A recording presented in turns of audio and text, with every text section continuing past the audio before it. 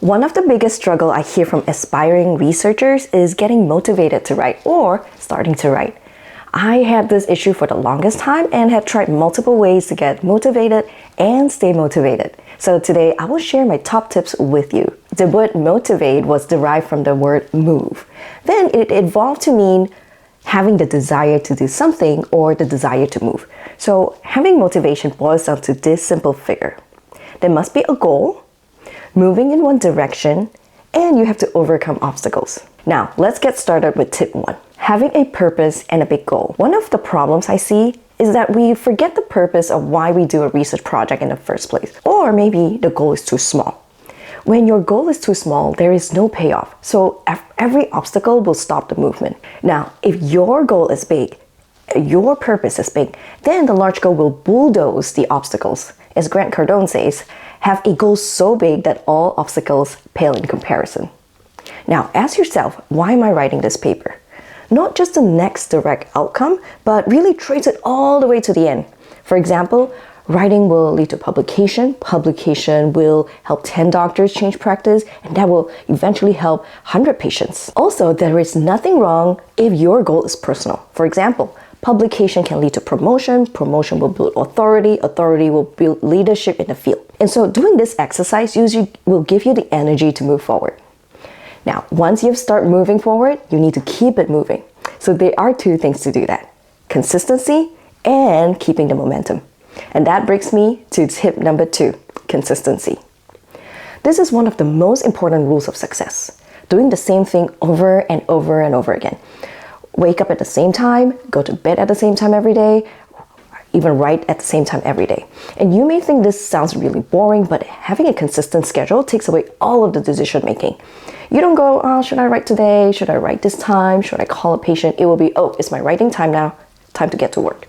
Now, I know everyone's work schedule is different and may not have the same schedule every day. So create an ideal schedule, or what we call a default diary for yourself. This is a sample ideal schedule. I know I write best from 8 to 11, so I've blocked off those time slots. There will be times where new things come up. So one of things like lectures, I have to give a lecture, maybe new meetings. But because of this ideal schedule, I know when I will always write, when I will always check email, when I will schedule meetings, and when I have administrative time, and when I do strategic planning. And the more consistent you have in your day-to-day activities, the more productive that you can be.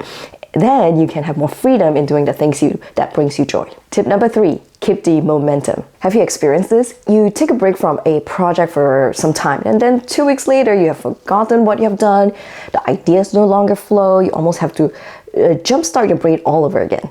And so the key is to not let momentum drop. These are some of the rules I keep in order to stay in momentum. Rule number 1.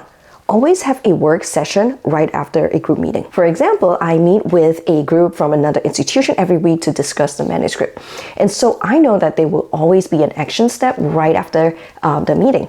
So now I have blocked off a time where I'll be writing a work session where I will be writing that particular manuscript. And that time I will be inspired, everything is still fresh in my mind, and so I write faster. Rule number 2, it's called the 3-day rule. I never have more than 3 days between writing sessions because I work myself and I know after 3 days the momentum drops. Rule number 3, this is a 1-week rule. I must look at the project progress at least once a week. Everyone is different, so see what works for you. This brings me to tip number 4, plan writing tasks ahead of time. Time blocking or scheduling deep work sessions are great, but one of the early struggles I had was once I got to the session, I didn't know what to write. So I may have too many tasks and feel overwhelmed. So now I have very specific writing tasks in each block. For example, acute kidney injury score paper. Find 5 references that link age with kidney recovery, 20 minutes. Another example, acute kidney injury score paper. Write a skeleton draft of the discussion points, 45 minutes. I planned this out 1 week ahead of time. And now that I have this task ready, when I get to the session, I no longer have to spend time thinking about what to do. I know conducting a research project is an overwhelming process, so I made the idea to paper blueprint for you. This blueprint takes you through a 7-step process from idea generation to paper submission. So be sure to get a copy at the link below. Okay, another issue is flow.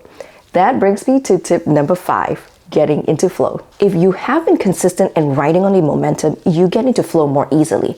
But if you're still having trouble, I have this tip for you. So think about this. Before you exercise, you need to warm up. You stretch, you do some light movements. I think about writing in the same way. So the first movement is just about getting words on the paper, putting headings, subheadings. Sometimes that could work, but my super trick is to do copy work. If you don't know what copy work is, it's basically copying somebody's text word for word to improve one's writing style. I typically choose a journal article that I like and copy for 5 minutes. Then I will put it away. Just having the action of academic writing on paper just opens the flow of words. So do some copy work, warm up exercise before you get into your real writing. Tip number 6. End your session right. So you get into your session, you finish it, at the end, then you would notice, okay, have I met the target or not? If there are things that I've not completed, it will create this open loop in my mind and it will start weighing in on me. So it's important to close the loop. And how do I do that? Schedule the next session to complete those tasks. And don't wait till later. Immediately schedule it and find somewhere to fit into your schedule. That way, it helps you close the loop and feel like, okay, you know what the next steps are. Now, we are getting to the obstacle part. How do we reduce the obstacle or friction? That brings me to tip number 7, environmental control. Whenever I talk to people about the obstacles, many people tell me things like, oh, I get email notifications, phone calls, phone notifications, or, oh, people keep coming to my office and interrupting me. If that's happening, then you have to start controlling your environment. Don't let it control you. Spend 15 minutes thinking about all the things that distract you. Once you have written it down, reverse engineer, see what I can do to take away all those distractions. For example, put your phone across your room or close your work door, close all of the emails. Even your desktop can be engineered to help you. So let me give you a silly example I've encountered. In the past, I had the Word document and the Word app and the Outlook next to each other on the taskbar. And because of the same color, I would inadvertently open my email instead of clicking on the Word document. Then the emails pop up and I get distracted. So now I have hidden the Outlook app away from my taskbar. In fact, I even have to search for it and look for that email app. Finally, I also take away the email app from my phone, and so I will actually have to use the browser and sign in through VPN to check my email. So these are some tips to put some friction between you and those distractions. All right, one more bonus tip to get your motivation. Number 8, accountability buddy. So this is very effective. There are several ways to do this. The first one is co-working sessions. Set a regular time where you and a colleague or friend sit together and write together. At the start, spend 2 minutes talking about the target and then start writing. And the rule is no chatting. Sometimes people want to get together, they want to talk. No, that's not the goal. The goal is to work together. A second way is a virtual work sessions. These are amazing. I like to keep the camera on but mute the sound. If you do not have anyone that you can fit a time to do virtual co-writing session, you can try this app called FocusMate. They have a software that pairs you with someone at that time, and I've personally had good experience with that service. I think the free plan is 3 sessions per week. Getting motivated to write is one component needed to complete your research project.